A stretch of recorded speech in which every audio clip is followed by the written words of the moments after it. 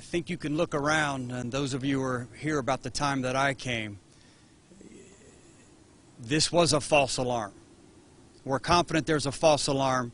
To all the parents out there, this is a false alarm. No student was ever in danger. And I do have to begin by commending the parents. Thank you for being patient as we work through this. Thank you for waiting at the staging area that us in the school district put out. So you waited patiently as we were able to diligently work through this.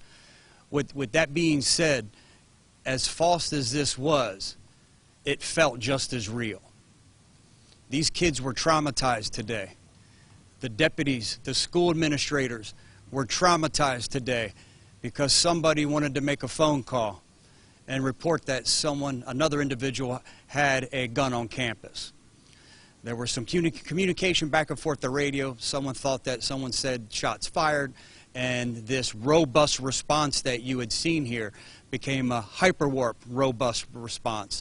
But the good news that came out of all of this, and I'll go back to this individual in a second, was how well the response was.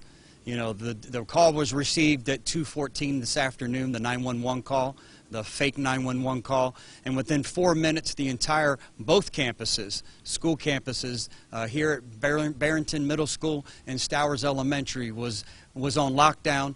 The school resource deputy did a phenomenal job of starting his searches without hesitation, along with the school security guards at the elementary school, locking it down and immediately begin searching for this individual who supposedly had a firearm.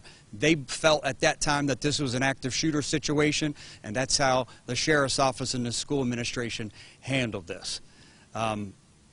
Traumatic. I can't say it enough how sick in my stomach I was as I pulled in here and arrived here and saw the parents that were traumatized, grabbing their kids, grateful that they were still alive. You know, the fear in these young kids' faces as they embraced their parents, knowing that the realization had hit them that they were okay, that they weren't harmed. This has become too real. Fake school threats have become too prevalent, and I've said this time after time.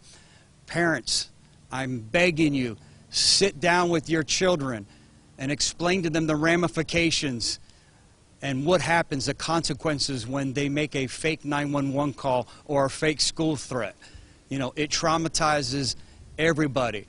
There's a better way to express themselves than calling in fake 911 calls and school threats. If they're being bullied, whatever the motive may be, please come forward, talk to your school security guard, your school resource deputy, or your school staff. But again, let me go back to the 911 call. A gentleman calls and says that he knows that his friend has a firearm. He gives a description of the friend who has a firearm. He starts giving his name. During his name, he misspelled his name, so that leads us to believe that he was given a fake name because of the way he was struggling answering some basic questions. The dispatcher did a wonderful job of trying to get a description of what this person with the firearm looked like and what this individual was wearing. And again, as we asked him more and more questions and started pressing him for details, he hung up the phone. I will tell you at this point, the 911 call, the 911 phone number that he gave doesn't come back to his phone number.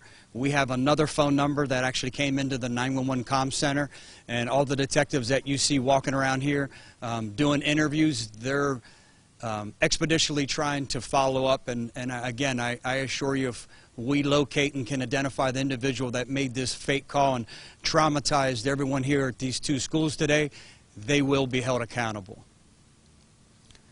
Again, I can't say enough how proud I am of the response here, from the deputy and the school resource deputy that was on scene, to the school administrators, the school staff that immediately went into active shooter protocol, to the deputies who worked this area and had that robust and that warp speed response here today. Thank you for caring so much about our children. At this time, I'll take any questions and try to answer whatever I can.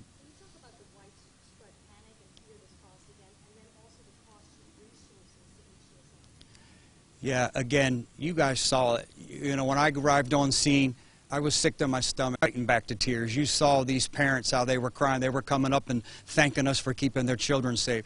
You saw the panic in these young kids' face because no one told them if this was a real threat or a fake threat. No one told these young kids if this was a real threat or a fake threat. All they know is they had to hide in a corner. They had to get underneath their desk. They were in an active shooter protocol. How do you tell these children that it's okay? And again, you talked about the response. You guys heard the aviation up. You heard our K-9 units. Everyone that put themselves in harm's way and others here in the community to get here as quickly as they did. All the command staff from our South End district that immediately responded here and began taking command of the situation. The cost is significant, but the trauma that's caused to these children is immeasurable, and it has to stop. What are they charged with? You know, we've seen this happen all the time. What type of charges does a person face, and how serious do you take it to identify these people that are doing this? Yeah, he stopped just short of saying that we're going to shoot it up, so it wasn't a school threat. It was disrupting a school function, which is a misdemeanor charge, but the felony charge is the abuse of the 911 system. So again, you talk about a child, and we do everything here in our community to allow children to make mistakes and not put them in a criminal justice system, but this isn't one of those cases. If we find this individual, again, they will be held responsible for this nightmare that they caused here today. These kids go through drills for this nowadays.